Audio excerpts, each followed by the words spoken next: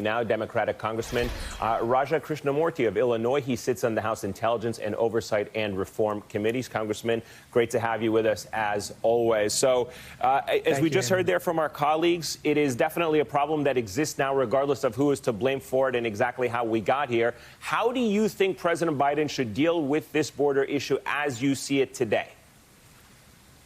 I think he's actually doing a good job in the sense that he's treating these people with the humanitarian approach that they deserve. Previously they were separated from their parents when they came as families, or they were housed at these detention facilities, which are really not appropriate for children. And this time around, he's taking them from those detention facilities, away from them, and putting them into other quarters, and also making it possible for local sponsors to provide housing for these people, family members and others. Long-term, however, Eamon, HHS has the responsibility to actually put these folks into better housing, and that's going to be an issue that we have to tackle in Congress as well, to give them the resources to do that. I think a lot of the concern right now has to do with the timing and the quantity of the children, the number of children that are in the current facilities as they are, because the current facilities, certainly, they're not being separated from their families. Everyone can acknowledge that. But as members of your party have said in Congress in that letter that we just read parts of, their conditions are still not adequate. They're not humane. Well, we have to do better than that. We obviously need to provide the president with the resources to be able to do that. I think that bringing FEMA in to provide for those temporary quarters is appropriate. However, we also have to do more. We have to test these people. We have to make sure that they are not somehow suffering from COVID, and treat them accordingly. We have to treat them as our own children. I mean, that is the real challenge that we have here, that unfortunately the Trump administration did not do, and which really caused people to be so upset about how children were treated at the border. Let me switch gears for a moment to COVID relief. Obviously, your party in the White House, they're out now trying to sell the legislative achievements to the American people.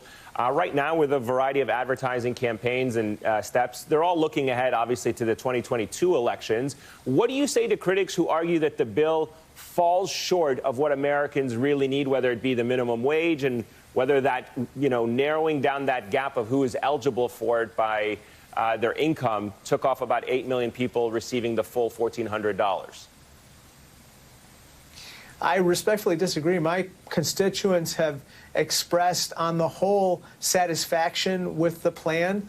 I just got a nice letter from the local firefighters who basically said that thanks to this aid, a fire engine that would have otherwise been put out of service because of service cuts and revenue declines, tax revenue declines, is now being put back into service so they can do their jobs and we don't have to cut public services or have tax hikes. I'm proud to have spearheaded a lot of the local and state government aid, and that will help as well tremendously. Let's talk about January the 6th for a moment. There were some developments there today. 2 men were arrested and charged with assaulting U.S. Capitol Police Officer Brian Sicknick with bear spray. They are currently in court. Authorities have not yet determined if the exposure caused his death. Do you have any insight? I mean, what is your reaction to this development? Well, I'm glad that they were charged, but I think that this autopsy needs to be concluded expeditiously, and then we need to, quite frankly, charge the other 800 people who stormed the Capitol, because we have to bring these people to justice to get past this episode. Where does the creation of a January 6th commission stand? Well, I think Speaker Pelosi is working on this, and I hope that it's modeled after the 9/11 Commission, which was a bipartisan or nonpartisan commission of non-elected officials, people that everyone could respect, and who could come down with recommendations as to how to prevent this from ever happening again. And I hope they also talk about and study the problem of domestic violent extremism, which until now has been ignored by the Trump administration, but now we have to take this very seriously. Let me ask you about another subject that is coming up, and it has an impact, obviously, on the way things operate in the Senate, and that is D.C. statehood. You serve on the House Oversight Committee. That is going to be an issue that comes up next week, the issue of whether or not D.C. should become a state. I believe that is on Monday. What is the likelihood that this could happen? Where do you stand on this? Oh, I strongly support it. I've supported it each of the last two Congresses. I believe it will pass again in the House. I don't know how it's going to fare in the Senate, but it's only appropriate. As you know, the license plate says no taxation without representation, and these folks deserve representation, Ayman.